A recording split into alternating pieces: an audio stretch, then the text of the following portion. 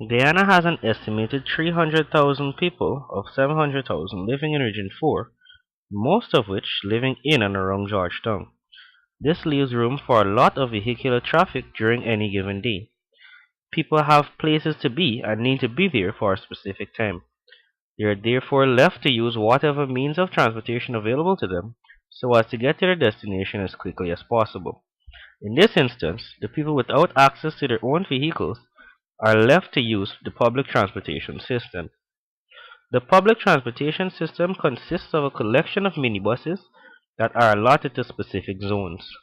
For the sake of convenience for the traveler, the buses for each zone are given a specific number. This way, commuters simply have to enter the bus with the number that corresponds with the route it takes. The bus drivers take it upon themselves to get through their zone routes as quickly as possible in efforts to make as much money as possible during the day.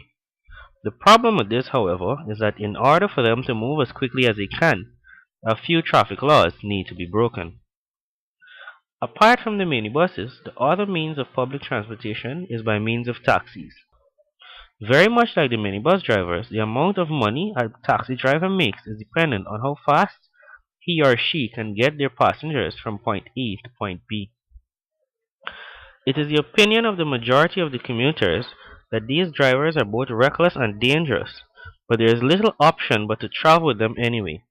When interviewees were asked, why are these particular drivers reckless, the responses given varied. First of all, drivers are not properly trained in the sense that it's very easy to obtain a license, and with that in mind, it's also very easy to get into accidents because you're not exactly aware of all the no's and the do's and don'ts of driving. So you're not fully aware of what's going on.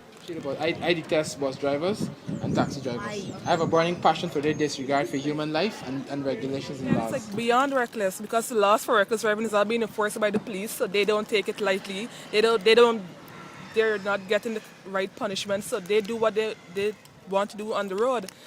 So if it's not being enforced, they don't care. They don't care who they hurt. They don't care who they put in pain, who they kill or whatever.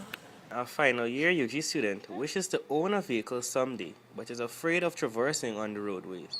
I mean, Guyana is, what should we say, dangerous, I would say, because not everybody, or majority of persons don't obey the basic or simple traffic laws. So